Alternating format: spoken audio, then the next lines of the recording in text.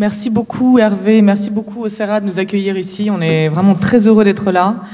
Toujours un grand plaisir d'aller à la rencontre en fait des citoyens, des personnes qui s'intéressent à la question des nouvelles technologies, à l'économie collaborative, sans qu'ils aient finalement l'obligation de le faire, par pur, on va dire presque devoir citoyen. Donc moi je considère que c'est notre devoir à nous, de personnes qui travaillons et qui poussons les nouvelles technologies, qui connaissons vraiment de l'intérieur ces questions-là, d'aller expliquer, d'aller à la rencontre directement des citoyens pour leur parler de notre expérience avec beaucoup d'authenticité et de franc-parler. Donc c'est ce que je vais faire maintenant, assez rapidement, en vous introduisant un peu le sujet de l'économie collaborative, du blockchain, de l'automatisation et du travail, pour pouvoir un peu cadrer la discussion pour la suite.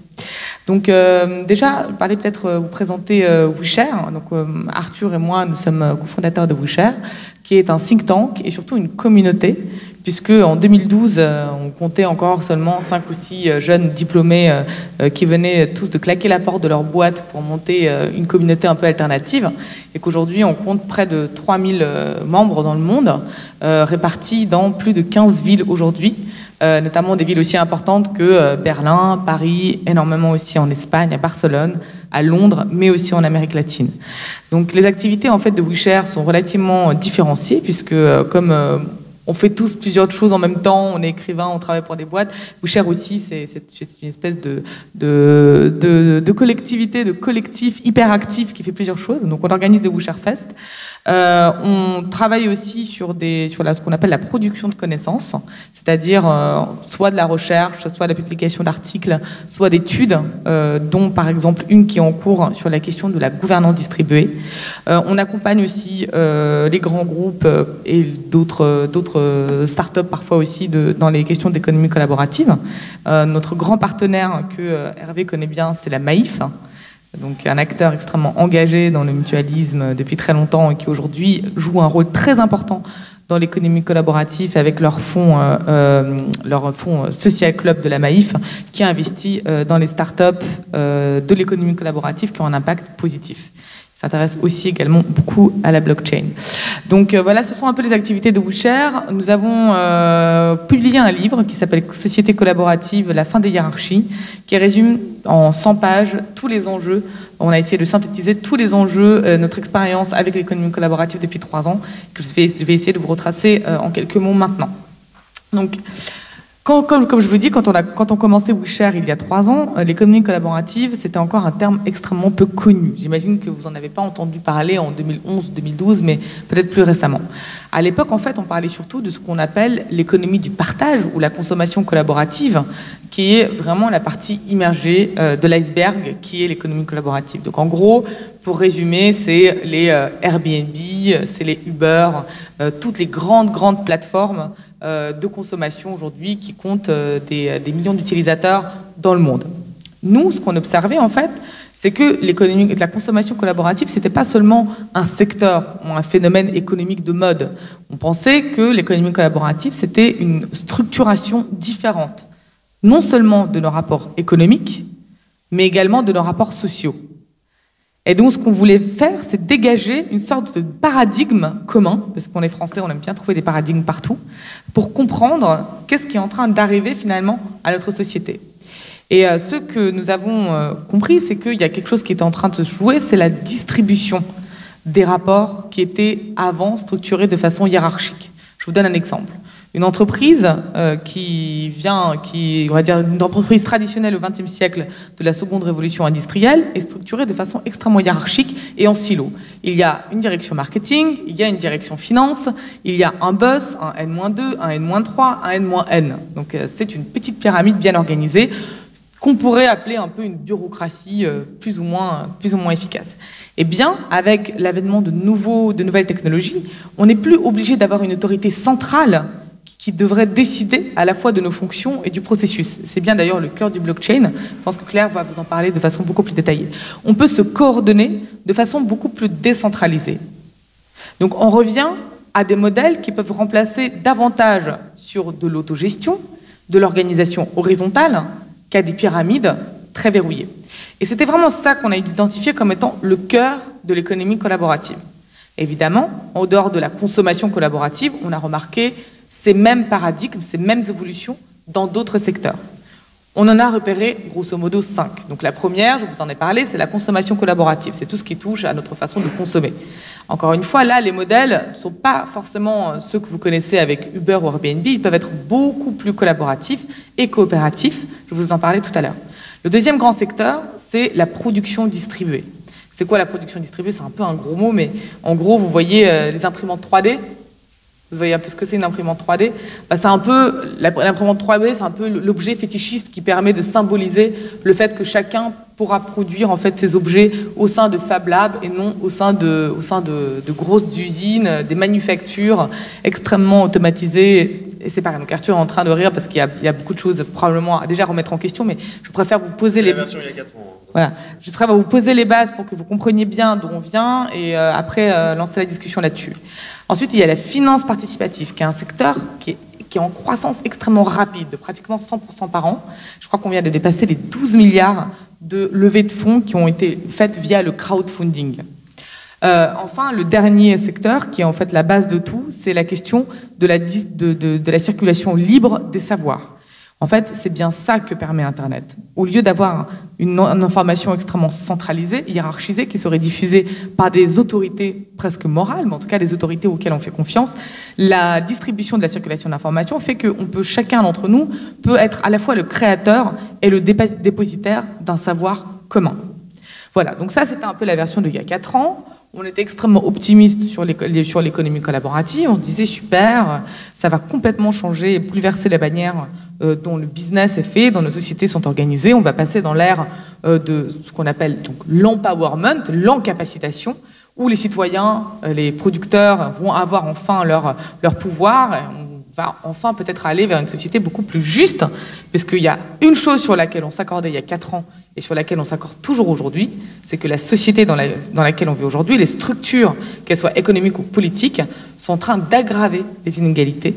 Elles sont en train d'aggraver la prospérité de notre monde et nous sommes plutôt en train d'aller vers du repli sur soi et des tensions assez inextricables que vers une grande démocratie extrêmement optimiste. Donc, entre-temps, il y a eu beaucoup de choses qui se sont passées et notamment un phénomène que vous devez connaître qui s'appelle Uber.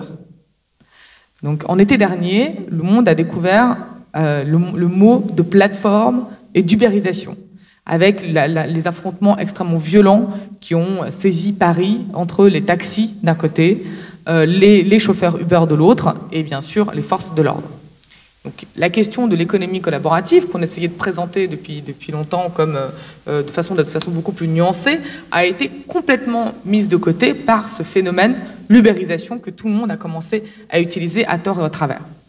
Donc en fait, c'est quoi l'ubérisation? Et c'est là où j'ai envie de vous montrer en quoi notre pensée a évolué.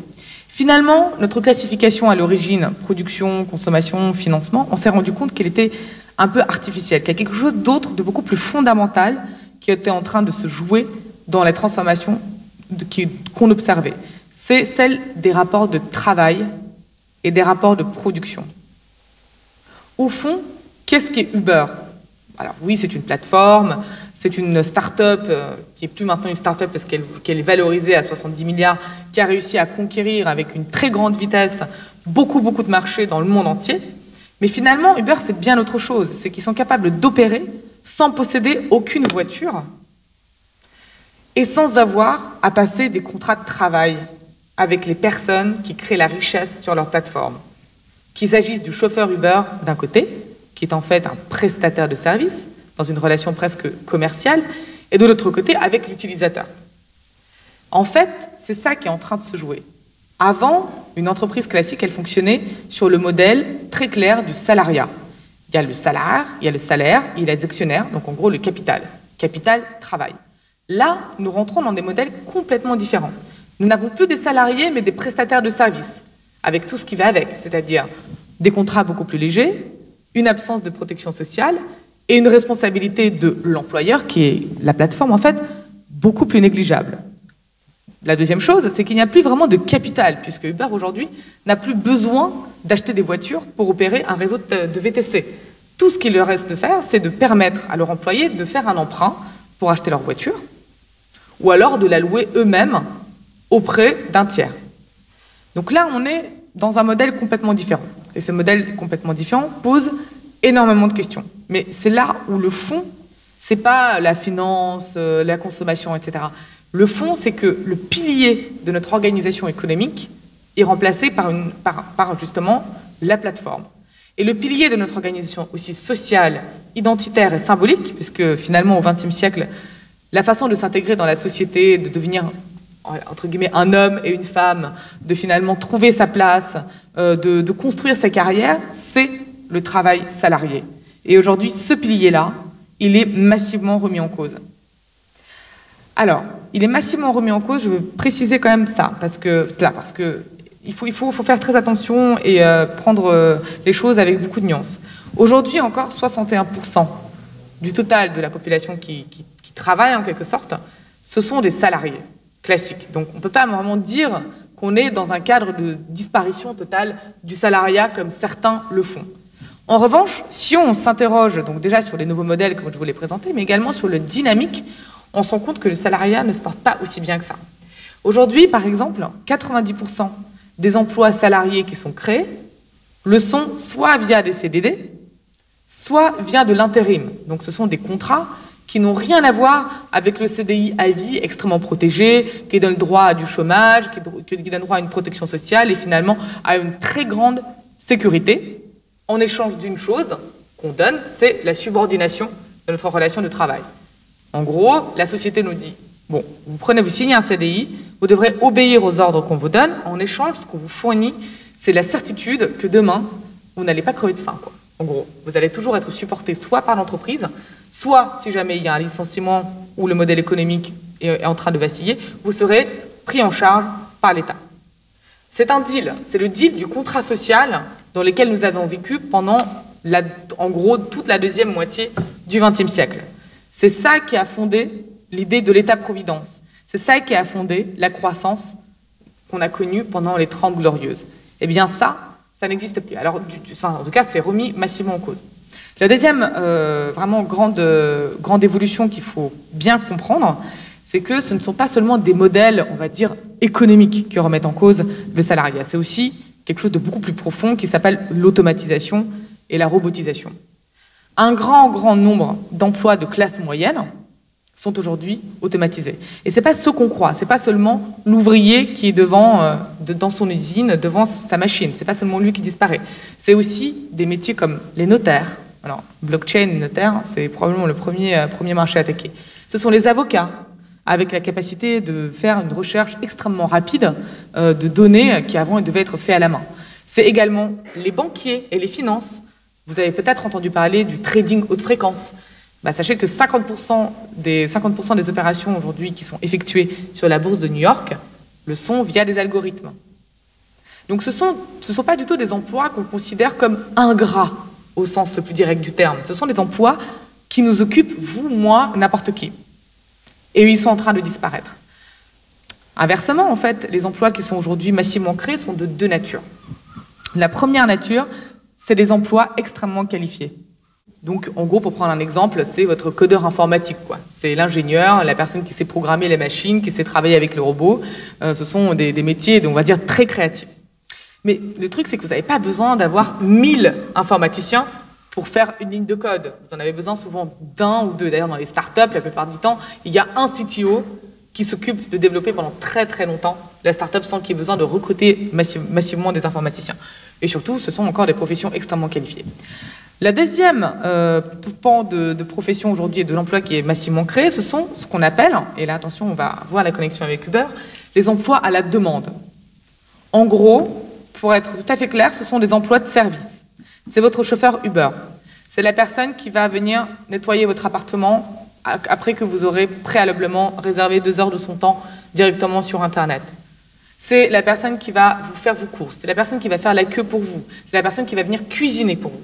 Donc en gros, ce sont ce qu'on appelle, et ce que André Gortz s'appelait déjà, la société de service.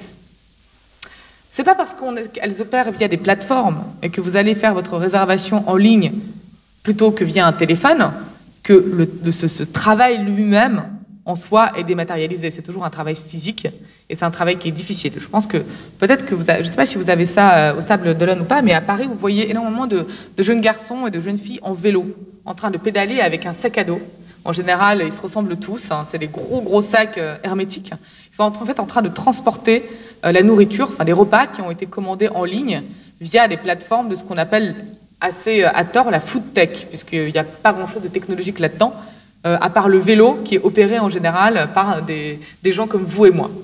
Donc, et ces emplois-là, aujourd'hui, le problème, c'est que, évidemment, ils sont plutôt pas très bien payés, alors plus que le SMIC, mais c'est quand même des emplois extrêmement précaires. La deuxième chose, c'est que ce sont des emplois hors salariat, c'est-à-dire qu'ils ne sont pas protégés par la sécurité sociale et notre modèle social tel qu'il est justement fondé sur le modèle salarié. Et ils sont extrêmement précaires puisque ce sont des contrats extrêmement courts qui peuvent être interrompus du jour au lendemain. Donc voilà, c'est un peu en fait la société qui se présente aujourd'hui à nous, une société polarisée, avec d'un côté, on va dire, 1%, voire 0,01% qui détiennent à la fois les savoirs, le capital, qui se retrouvent dans une position finalement très avantagée, à la fois sur le marché du travail et pour, on va dire, se positionner dans le futur de notre société.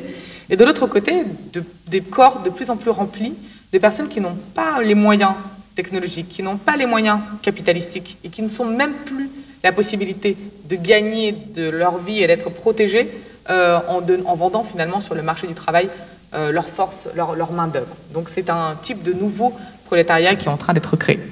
À partir de là, évidemment, il n'est pas du tout étonnant que nous observons des tensions de plus en plus importantes dans notre société, dans nos sociétés en fait, puisque peut-être que vous avez entendu parler du mouvement des indignés en Espagne, qui était donc le mouvement du 15 mai, qui est né à partir des, qui est né sur le, on va dire, sur le fondement des politiques d'austérité qui étaient mises en œuvre en Espagne à la demande notamment de l'Europe, de l'Union européenne.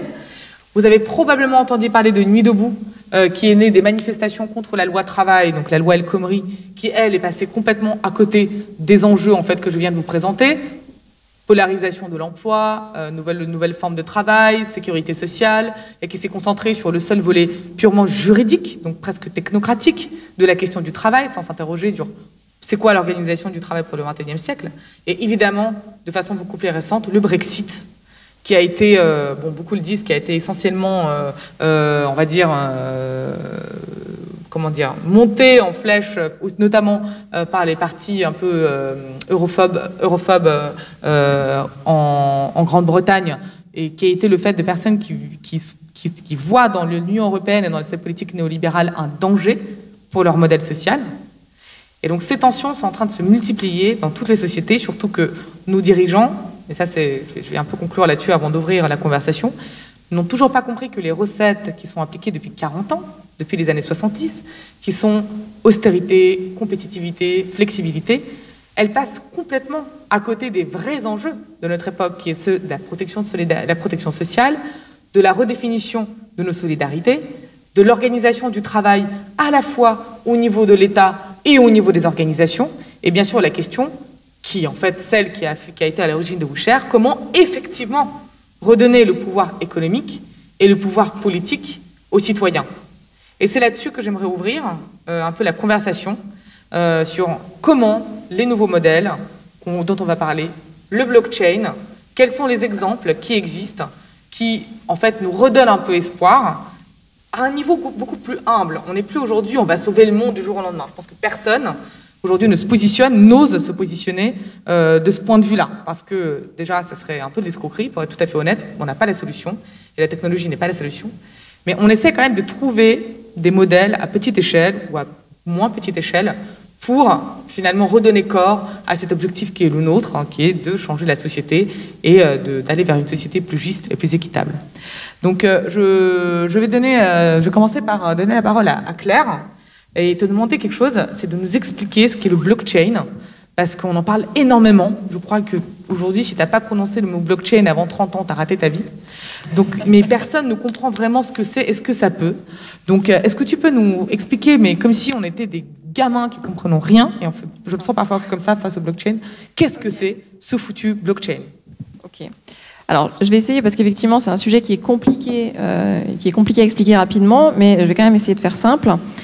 Quand on parle d'une blockchain, Une blockchain, en fait, c'est un registre, c'est une liste de transactions. Donc, par exemple, quand on parle de la blockchain de Bitcoin, qui est une monnaie virtuelle, la blockchain de Bitcoin, c'est tout simplement la liste de toutes les transactions qui ont été effectuées en Bitcoin depuis sa création. Et en fait, ces transactions sont regroupées en blocs. C'est pour ça qu'on appelle ça blockchain, donc en français, chaîne de blocs. Alors, concrètement, comment ça fonctionne? Si vous voulez utiliser Bitcoin, donc la monnaie virtuelle, vous allez sur Internet, sur des plateformes, vous faites une transaction, un peu comme un virement bancaire, vous envoyez des Bitcoins à votre ami. Votre transaction va être regroupée avec d'autres transactions de gens que vous ne connaissez pas dans un bloc. Donc c'est une série de transactions. Et ce bloc va être validé par les mineurs du réseau. Les mineurs, qu'est-ce que c'est? C'est tout simplement des ordinateurs qui tournent et qui vont valider les transactions. Donc qui vont à la fois vérifier que vous avez assez de Bitcoin pour en envoyer, mais qui vont aussi résoudre des problèmes cryptographiques assez compliqués qui en fait les incitent à faire ce travail, puisque le premier d'entre eux qui va résoudre ces problèmes va gagner des bitcoins. Ce qui fait que c'est très incitatif, puisque si vous, demain, avec votre ordinateur, vous avez envie de gagner des bitcoins, vous pouvez tout simplement le laisser tourner pour valider des transactions, et ça va vous rapporter des bitcoins. Bon, c'est un peu caricatural, puisqu'aujourd'hui, il y a énormément de gens qui le font, donc en fait, votre chance d'en gagner est assez faible. Bref, donc si je reprends à l'étape où on en était, le bloc de transaction est validé par les mineurs du réseau. Une fois qu'il est validé, il est ajouté à la chaîne de blocs. Et donc la chaîne de blocs comporte en fait un bloc de plus. Et c'est à ce moment-là que votre ami reçoit les bitcoins que vous lui avez envoyés. Et donc tout ce processus, pour Bitcoin, prend environ une dizaine de minutes. Ok, j'espère que je suis claire jusque-là. Maintenant, vous me direz, il n'y a rien de transcendant là-dessus. Pourquoi finalement est-ce qu'on parle autant de la blockchain alors que c'est qu'une liste de transactions? Pour les raisons suivantes. En fait, ce qui est intéressant, c'est que la blockchain, elle est immutable. C'est-à-dire qu'on ne peut pas revenir sur les transactions qui ont déjà été effectuées. Chaque bloc de cette chaîne est validé et horodaté, c'est-à-dire qu'on sait exactement quel jour, à quelle heure ce bloc a été validé. Et on ne peut pas modifier les transactions qui ont déjà été faites. Donc ça, c'est un élément très important. Je donnerai des cas d'usage tout à l'heure pour expliquer pourquoi. Et la deuxième caractéristique, c'est qu'en fait, cette blockchain, ce registre, il ne va pas être stocké sur un serveur central comme le serait une base de données habituelle. Il va être stocké sur les milliers d'ordinateurs qui participent au réseau. Vous, demain, vous pouvez télécharger la blockchain de Bitcoin, la stocker sur votre ordinateur et l'updater à chaque fois qu'un nouveau bloc est validé. Et vous participerez ainsi à la sauvegarde de cette blockchain. Sachant que si votre ordinateur crash, c'est pas grave, puisque vous avez tous les milliers d'autres ordinateurs qui continuent à avoir la blockchain sauvegardée. Et donc cet élément la rend aussi sécurisée, puisque c'est beaucoup plus difficile de pirater un grand nombre d'ordinateurs que de pirater un serveur central. Ok, j'espère que jusque-là ça va aussi. Maintenant, on rentre dans le « à quoi ça sert ». À quoi ça sert? Déjà, tout simplement à échanger de la monnaie virtuelle. Par exemple, j'ai beaucoup parlé de Bitcoin, mais Bitcoin n'est qu'un seul exemple de monnaie virtuelle. Vous en avez d'autres, Ethereum, NXT, enfin vous avez beaucoup de crypto-monnaies que vous pouvez vous échanger avec ce mécanisme, et ça permet de faire des transactions pair à pair, sans intermédiaire au milieu, sans organe central de contrôle, en fait, sans banque, tout simplement. Donc ça permet de créer la confiance entre deux individus qui ne se connaissent pas, sans intermédiaire, pour qu'ils échangent de l'argent. Le deuxième cas d'usage possible, en fait, c'est l'horodatage de données. En fait, dans chaque transaction, vous pouvez insérer dans un petit champ spécial du texte. Et ce texte vous permet tout simplement d'horodater une donnée à un instant T. Donc, imaginons que vous ayez un document PDF à horodater, je ne sais pas, votre diplôme par exemple. Ce document en lui-même, vous n'allez pas pouvoir l'uploader sur la blockchain. La blockchain, elle ne contient pas des documents. Par contre, elle peut contenir des suites de chiffres et de lettres, qu'on appelle des hashes, qui sont en fait des données cryptées qui correspondent à ces documents. Il y a une image qu'on donne parfois, c'est un hachoir à viande. On imagine que votre document, c'est un steak. Vous le passez dans le hachoir, c'est une sorte d'algorithme, Et à la fin, il en sort une sorte de bouillie, de steak haché, si vous voulez. Et bien ça, c'est ce qu'on appelle le hash. Donc c'est la donnée cryptée qui correspond au document. C'est comme une empreinte digitale, si vous voulez. Si vous avez le hash, vous ne pouvez pas retrouver le document. En revanche, si vous avez le document, en le passant dans l'algorithme, vous pouvez retrouver le hash. Ce qui permettrait, dans le cas du diplôme, d'imaginer qu'un recruteur qui doute un peu du diplôme que lui donne le candidat, tout simplement, il pourrait passer ce diplôme dans l'algorithme, trouver le hash, et puis vérifier que ce hash, cette suite de chiffres et de lettres, a bien été inséré dans la blockchain par l'adresse publique de l'école à un instant T. Donc là, c'est une certification en fait, hein, vraiment. Alors, en fait, ce qui est d'une certaine façon. C'est ça, mais ce qui est un petit peu ambigu, c'est qu'en fait, c'est pas une certification, c'est un horodatage. Puisque moi, je peux très bien demain me faire un document PDF, certifier que j'étais diplômée d'HEC, et puis je passe ce document dans l'algorithme, et hop, je fais une transaction, je le mets dedans, mais en fait, il faut bien quelqu'un qui, à un moment donné, vérifie l'authenticité du document. C'est pour ça que... Une autorité centrale. Donc, un intermédiaire de confiance. Donc, il n'y a pas de désintermédiation complète, comme on l'imagine parfois dans la blockchain. En tout cas, pas pour ce qui concerne la certification des documents. Puisque, typiquement, tu parlais des notaires tout à l'heure. En fait, là où ça peut disrupter les notaires? En fait, ça pourrait disrupter, entre guillemets, une partie de leur métier en disant tout simplement... un document peut être horodaté. Voilà, le notaire, en fait, si vous voulez, pour moi, le métier de notaire a quelque part deux parties. Une partie d'authentification et une partie de certification. C'est-à-dire que authentifier le document, c'est dire, voilà, ce document est un vrai, c'est bien un bon titre de propriété. Et ensuite, moi, je mets ma signature pour tout simplement également dire que ce document a été fait à telle date. Ça, tu peux pas automatiser ça, quoi. Ça, c'est quelque chose où tu as besoin d'une première relation ab initio. Par contre, après, pour retrouver, ça peut être complètement allé sur la blockchain. Exactement. D'accord. En fait, et c'est pour ça que on peut imaginer un système où il y a une partie de ce métier qui est automatisée sur la blockchain, mais à partir du moment où on va être certain qu'un document est bien vrai, là, il faut quand même quelqu'un qui lise le document et qui dise que c'est un vrai, tout à fait. Ce mécanisme d'horodatage de documents, il peut être intéressant. Là, par exemple, pour l'exemple du diplôme, on voit bien qu'il y a quand même un intermédiaire qui reste l'école, puisque si la transaction ne vient pas de l'adresse de l'école, tout de suite, on a un doute, quoi. On ne sait plus finalement qui a initié la transaction. Pareil, on peut imaginer des cas d'usage, c'est de se dire dans l'industrie pharmaceutique, quand on a des rapports de tests sur des médicaments, souvent ce qui se passe, c'est qu'on n'est plus très sûr de quel document PDF existait quand, quelle est la nouvelle version, quelle est la version encore d'après, etc. Ce système d'horodatage permettrait vraiment de certifier qu'à telle date, c'est bien ce document qui a été produit, qui a été certifié. Ouais. Donc c'est un peu le niveau zéro en fait de la blockchain, parce qu'après on parle beaucoup par exemple de smart contract. Tout à fait. Donc là c'est une exécution qui est un peu au-dessus. Donc tu peux nous expliquer ce que c'est? Tout à fait. Donc les exemples que je donnais, c'était vraiment tout simplement pour dire que la blockchain est une couche supplémentaire de sécurité. Maintenant les smart contracts, donc contrats intelligents en français, mais en fait c'est pas des contrats, c'est tout simplement des programmes qui vont automatiser l'exécution d'un contrat. L'exemple que je donne souvent, qui est un petit peu glauque, mais qui fonctionne, c'est de se dire qu'est-ce qui se passe si je mets mon testament en smart contract? Tout simplement, ça va être une structure en if, donc si je meurs, then, alors donner, envoyer, faire une transaction de tous mes bitcoins vers mes enfants, par exemple. Et le fait de mettre ce smart contract automatisé dans la blockchain, qu'est-ce que ça apporte? En fait, ça apporte la certitude qu'il ne sera pas modifié ensuite. Puisqu'un programme, vous pourriez très bien l'insérer dans un logiciel quelconque, mais il pourrait être modifié par un tiers. Là, le fait de l'insérer dans la blockchain, ça le rend vraiment non modifiable. Et donc, pour reprendre l'exemple que je donne ici, vous allez me dire, mais comment est-ce que la blockchain peut savoir que vous êtes mort?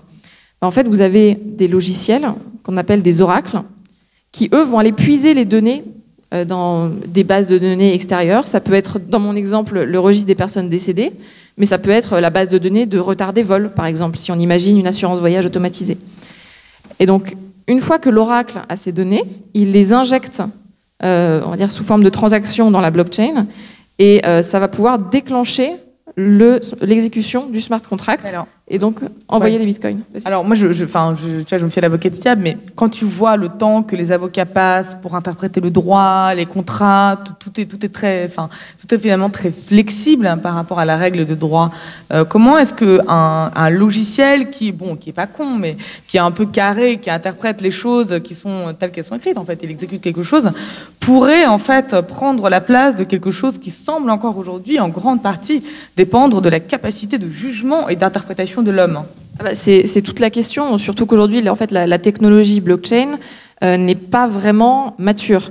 Il y a souvent beaucoup de bugs. Donc, ce qu'il faut bien se dire, c'est que c'est pas demain qu'on va remplacer tout le jugement humain par des programmes.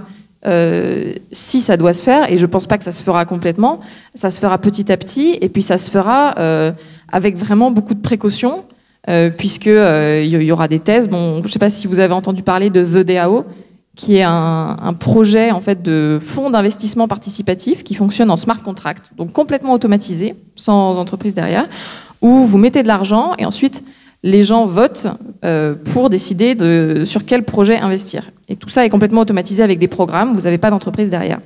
Bon, qu'est-ce qui s'est passé ? Il y a eu des bugs, tout simplement, et un hacker a réussi à voler plusieurs dizaines de millions de dollars et à les placer dans un programme auquel on n'a pas vraiment accès.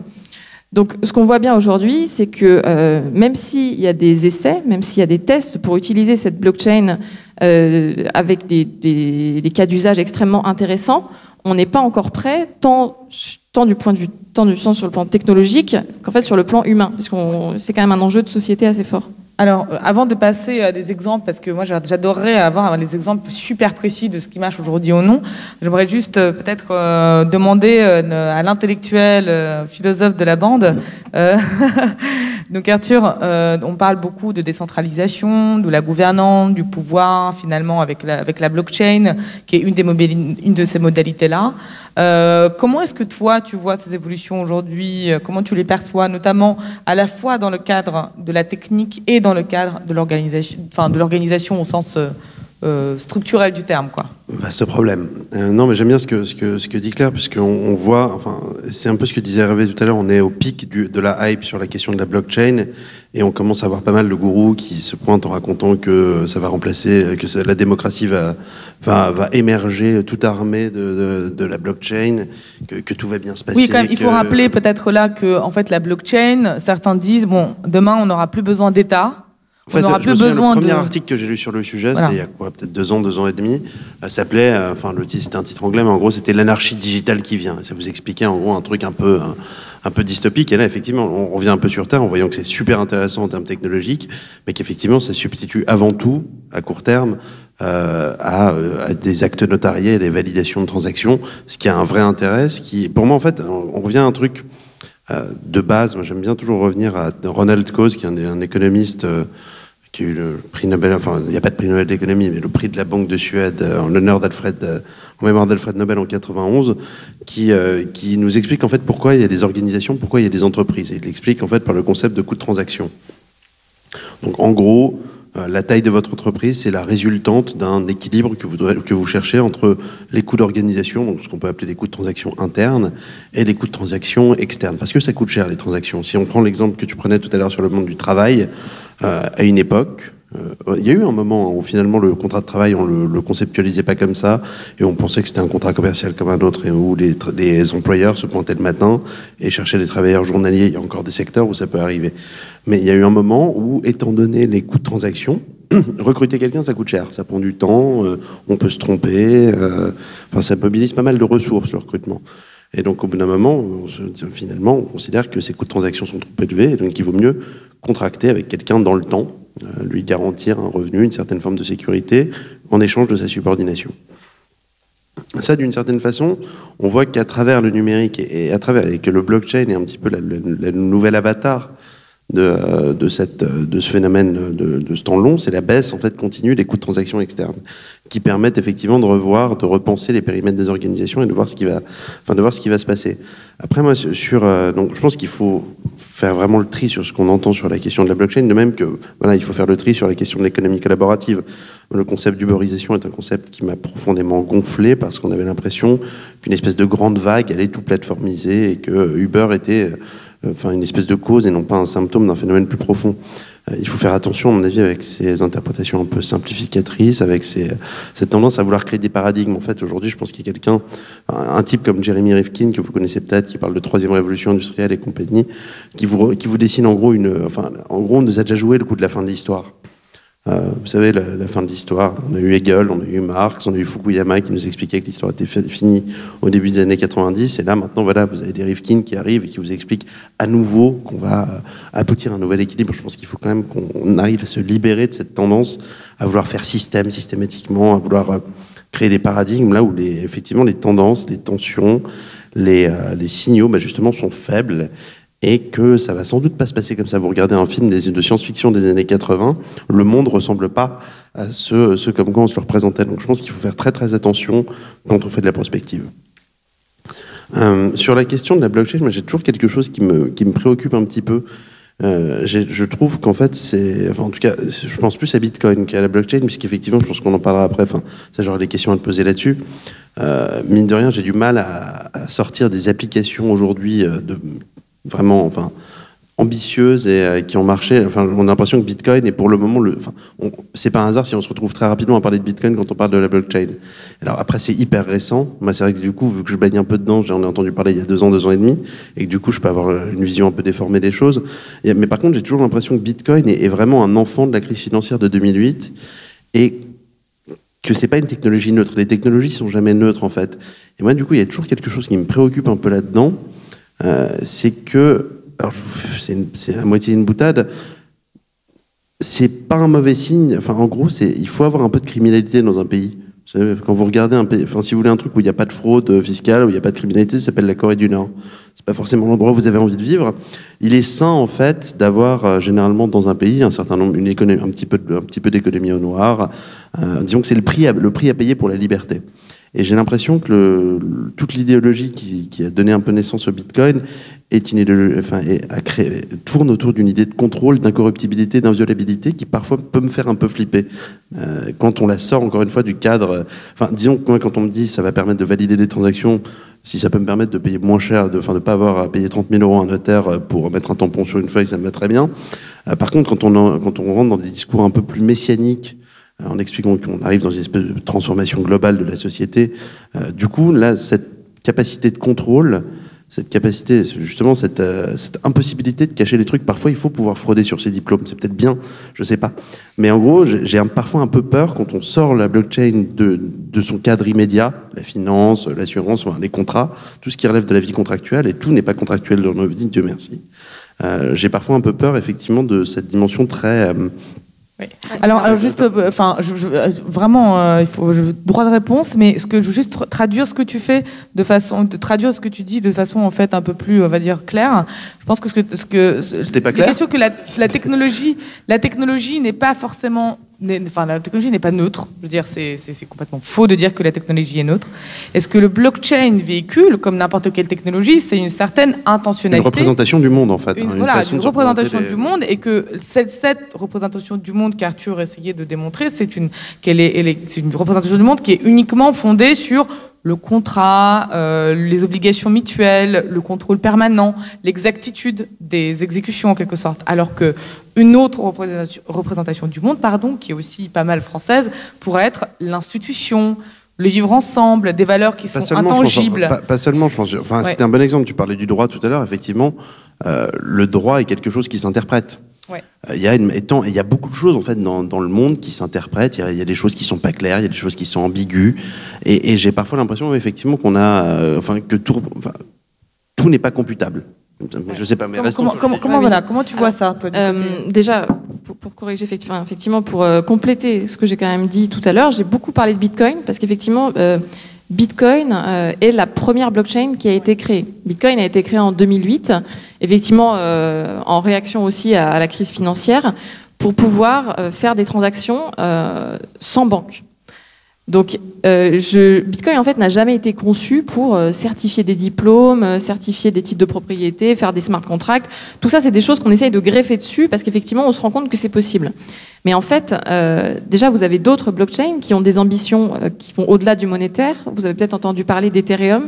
Ethereum, ça a été créé par un jeune Canadien de 19 ans qui a pour ambition de créer le premier ordinateur global. C'est-à-dire, lui, il veut créer une blockchain sur laquelle il est facile de greffer plein d'applications, des smart contracts pour gérer du transfert d'énergie pair à pair, des smart contracts pour automatiser le remboursement des gens ou des transactions comme l'assurance voyage ou même votre testament. Bref, il y a des blockchains différentes qui ont effectivement des idéologies aussi différentes. Je ne pense pas que Bitcoin était dans une idéologie de contrôle pur et dur, puisque justement, ils étaient aussi dans une logique d'émancipation par rapport aux organes de contrôle qu'étaient les banques. Donc, quelque part, il y a du contrôle, mais finalement, tout le monde serait remplacé par le contrôle des pairs. Et ça reste, tout le monde contrôle. Ça reste du contrôle quand même. C'est pas parce que c'est les plus centrales et qu'elle est distribuée qu'il n'y a plus de contrôle. Et en plus, elle se fait beaucoup plus efficace, ce contrôle-là. En fait, on remplace le contrôle qui est fait par un intermédiaire de confiance par un contrôle par la communauté, par le consensus. Donc, disons que en fait, on change de système, mais on ne supprime pas le contrôle en lui-même. Tout à fait. Après, effectivement, chaque blockchain a une idéologie un peu différente. Ethereum, par exemple, ils ont une logique beaucoup plus de mise à grande échelle. Ils sont beaucoup plus pro-business, pro-entreprise que ne l'est Bitcoin, qui n'a pas forcément envie de devenir la blockchain utilisée par tout le monde. Bitcoin, eux, ce qui leur va bien aussi, c'est de pouvoir faire leurs transactions pair à pair en se faisant confiance. Et leur problème, c'est que si c'est mis à grande échelle, quelque part, ça pose des problèmes dans leur modèle. Puisque vous avez par exemple une limite du nombre de transactions qui est aujourd'hui à environ 7 transactions par seconde, là où des réseaux comme Visa en font plusieurs milliers, voire plusieurs dizaines de milliers.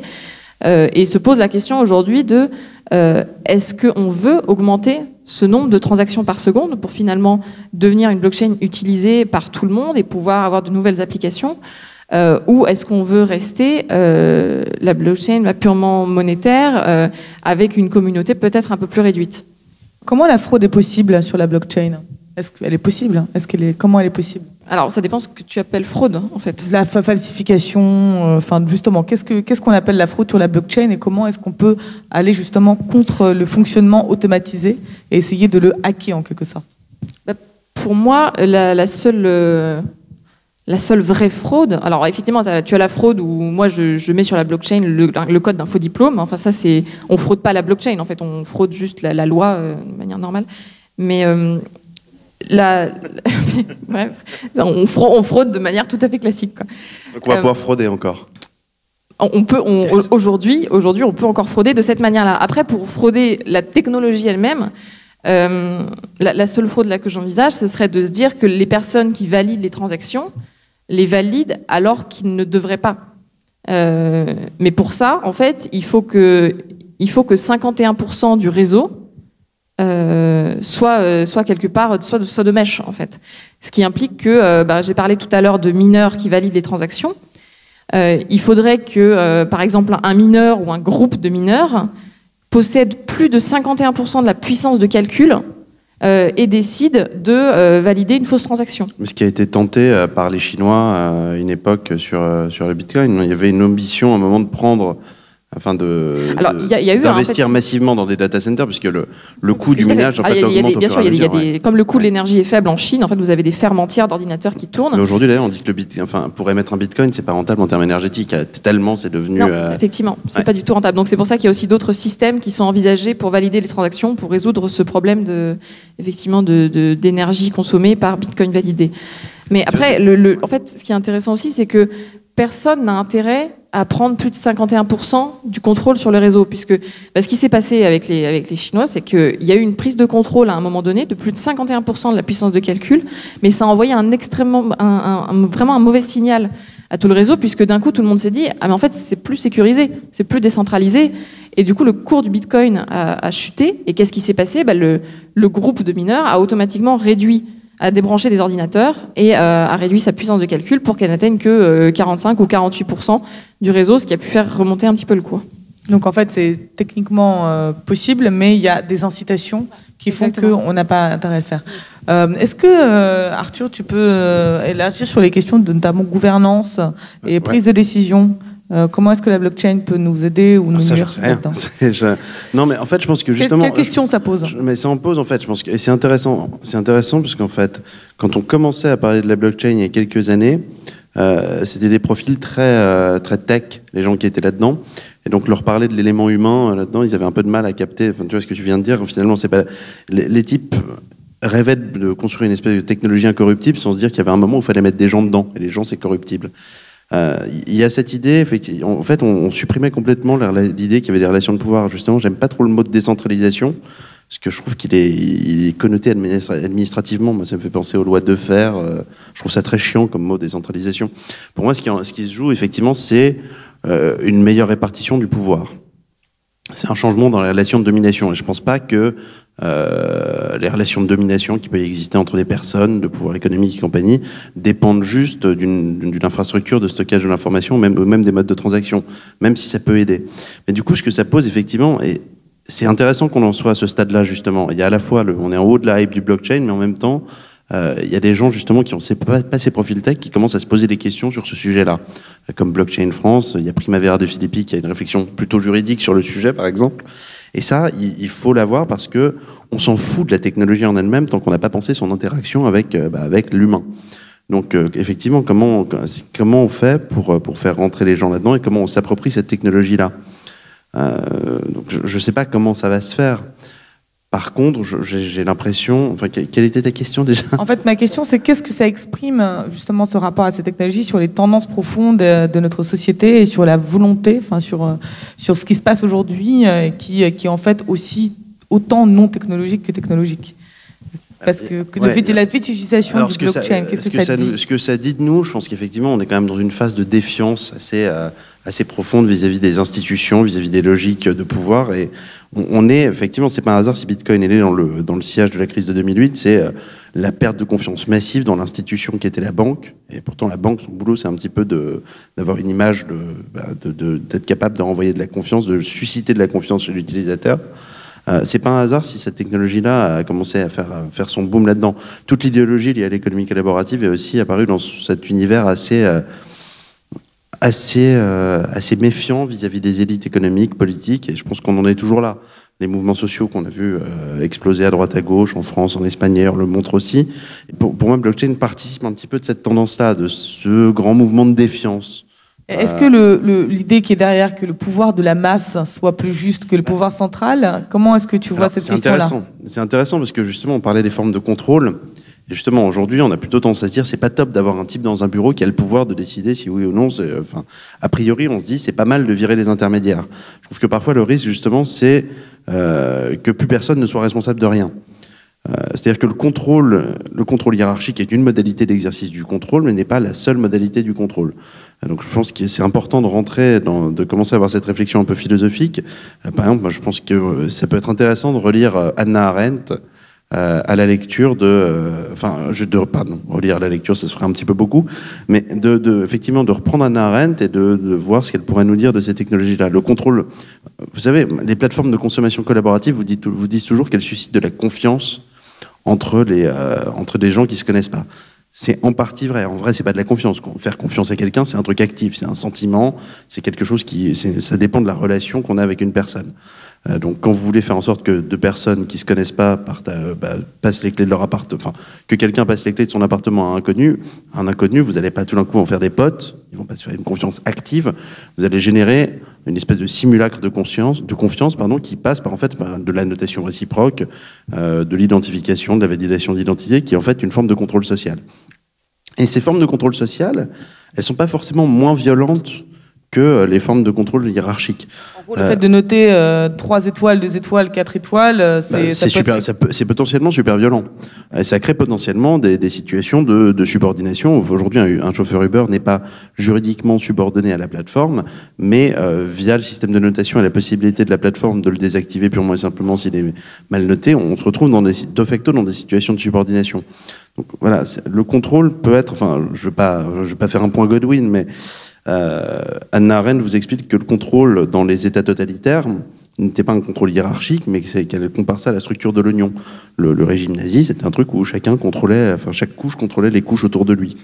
Et c'est comme ça que ça crée des systèmes. Donc voilà, le contrôle, la décentralisation ne vaut pas vertu, à mon avis.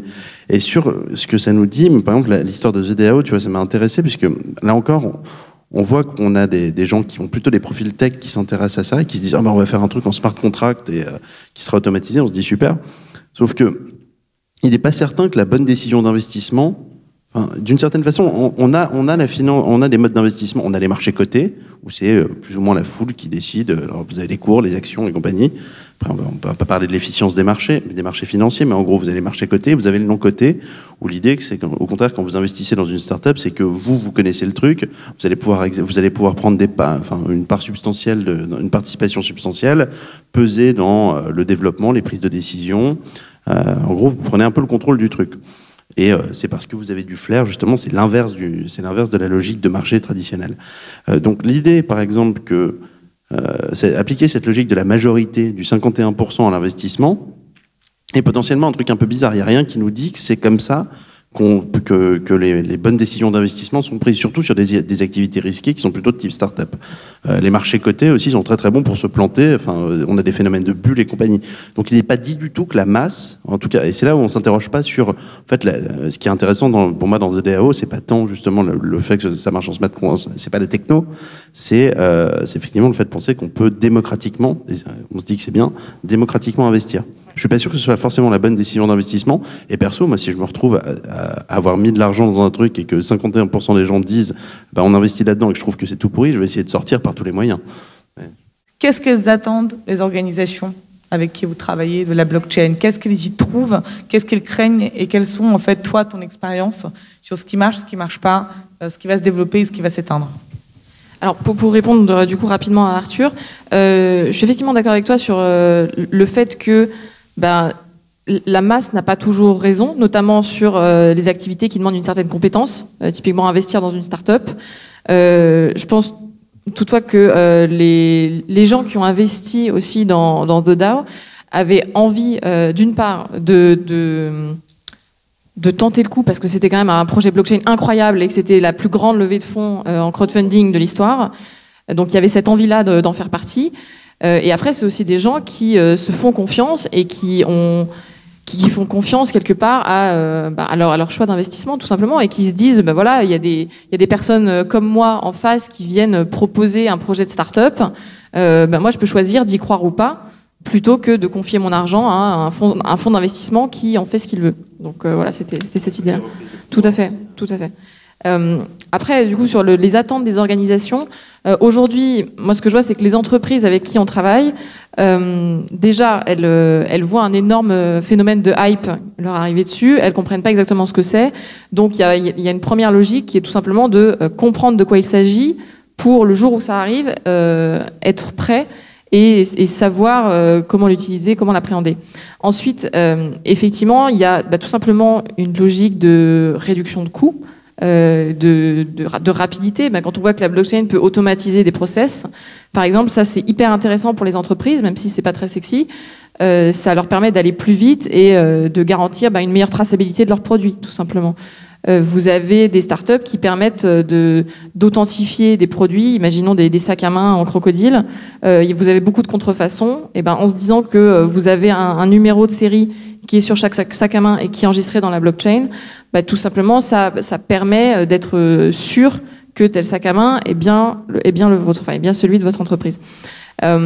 Après, vous avez aussi une logique de nouveau business model, tout simplement de se dire, finalement, on va gagner de l'argent différemment, on va imaginer une nouvelle manière d'interagir avec notre consommateur en créant un système de points fidélité avec les crypto-monnaies, donc avec la blockchain pour nos assurés, en imaginant une assurance qui est remboursée automatiquement quand il arrive un sinistre, ou en imaginant carrément, si on croise la blockchain avec des technologies comme l'Internet des objets, imaginez une poignée de porte qui est autonome, qui peut quasiment remplacer Airbnb, où quand vous voulez contracter avec cette poignée de porte, elle analyse toute seule si l'appartement est vide, elle analyse si vous l'avez payé, et si toutes les conditions sont remplies, tout simplement, elle s'ouvre. C'est ce qui fait que Primavera, par exemple, pense qu'il faudrait donner une personnalité juridique aux organisations distribuées autonomes de ce type-là. Ma poignée de porte pour avoir une personnalité juridique. Se pose justement la question de, typiquement, The DAO, qu'est-ce que c'est ? Qui est responsable ? Est-ce que tout le monde est responsable collectivement en se disant que c'est une société créée de fait ? Ou est-ce que ceux qui sont responsables, c'est ceux qui ont codé les smart contracts ? Ou est-ce que c'est les curators, ceux qui vérifient que les projets start-up correspondent bien aux smart contracts qui sont envoyés? Bref, on ne sait pas vraiment. Juste expliquer ce que c'est, clairement une DAO, en fait, la définition un peu de l'acception. Oui, pardon. Alors, il y a deux choses. Moi, je parle du projet The DAO, qui est en fait un projet, donc, comme je l'expliquais, de financement participatif automatisé avec des smart contracts. Mais après, une DAO, de manière plus générale, Decentralized Autonomous Organization, donc organisation autonome décentralisée. En fait, c'est un grand programme, c'est des smart contracts qui sont imbriqués les uns dans les autres et qui vont sceller la gouvernance d'une organisation dans la blockchain. Donc, qui peuvent par exemple créer une entreprise qui peut embaucher des gens, qui peut les payer automatiquement en fonction de leurs contributions, qui peut vendre des produits, etc. Donc c'est assez utopique et en fait l'exemple de The DAO était la première tentative justement de créer ce type d'organisation, enfin la première tentative à grande échelle en tout cas. C'est marrant parce que quand on parle, je me rends compte, j'avais jamais pensé des choses comme ça. Tu parlais de traçabilité tout à l'heure, j'ai l'impression que dans tous les secteurs où tu as des problèmes de traçabilité, le bénéfice il est immédiat, on le voit directement. Quand on se dit que les grandes banques ne savent même pas ce qu'elles ont en bilan, qu'elles comprennent même plus les produits structurés, ce qu'il y a dedans. On va pas refaire le coup des subprimes. Mais on peut se dire que, par exemple, dans une banque, elle va avoir la capacité de savoir enfin ce qu'elle a en bilan, exactement de connaître ses expositions au risque, parce que honnêtement, on en est super loin aujourd'hui. Après, si c'est juste pour que la banque sache elle-même ce qu'elle a, quelque part, elle peut le faire sans blockchain. Elle peut se créer une base de données en interne. Elles ont déjà du mal. Il y a quelque chose d'autre aussi, c'est que par exemple, quand il y a eu la chute de Lehman Brothers, un des problèmes principaux, en fait, c'était de savoir le morceau qu'on a retrouvé à un endroit, en fait, par combien de transactions, et souvent c'est des milliers de transactions, il a été découpé, recombiné, et qui donne, en cas de chute, en fait, l'impossibilité totale de retracer. Là, c'est une traçabilité un peu plus intangible, mais qui a été fondamentale et qui fait qu'aujourd'hui encore, par exemple, Lehman Brothers est dans un processus de décomposition. En fait, oui, ce qui est difficile... Là, c'est la blockchain privée, c'est ça ce qu'on appelle la blockchain privée. La blockchain privée, effectivement, blockchain privée, en fait, c'est une blockchain à laquelle tout le monde n'a pas accès. Les blockchains publiques comme Bitcoin, vous et moi, on peut choisir de l'utiliser, on peut choisir de télécharger la blockchain. Une blockchain privée, c'est une blockchain à laquelle, par exemple, seuls les employés d'une banque donnée auraient accès. Voilà.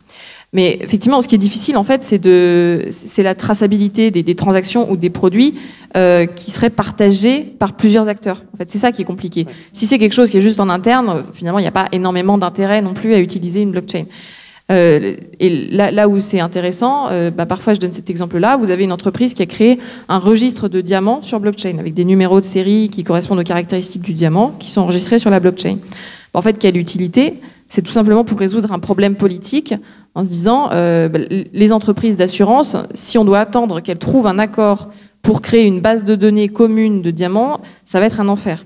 En fait, là, ce qui est intéressant, c'est que cette base de données, elle est décentralisée, elle appartient à tout le monde ou à toutes les entreprises qui l'utilisent, et c'est ça qui résout le problème politique, en fait, plus qu'un problème technique. Alors, juste une dernière question, mais à vous deux, c'est plutôt, on va dire, une implication avec toute cette décentralisation sur le plan éthique, puisque finalement, on rentre dans l'ère de l'individualisation et de la connaissance parfaite de toutes les données, ce qui n'est pas sans poser problème, notamment sur les questions d'assurance, sur les questions de santé, quand des organisations seront capables en fait de détenir une quantité d'informations sur nous et de pouvoir les monétiser. Comment est-ce que, juste pour voir le départ... on va au-delà de la question de la blockchain, c'est en gros l'économie de la donnée... Ah oui, non, mais on ne parle pas que de ça, en fait, moi je parle vraiment de choses, de l'interaction entre l'individualisation, le fait que la data aujourd'hui, donc la donnée privée et son agrégation devient le business model quand même le plus rentable qui existe, et sur les questions proprement éthiques sur d'impact sur notre vie que ça va poser demain, et notamment sur la régulation de ces acteurs-là. Donc juste une question qui s'éloigne de la blockchain.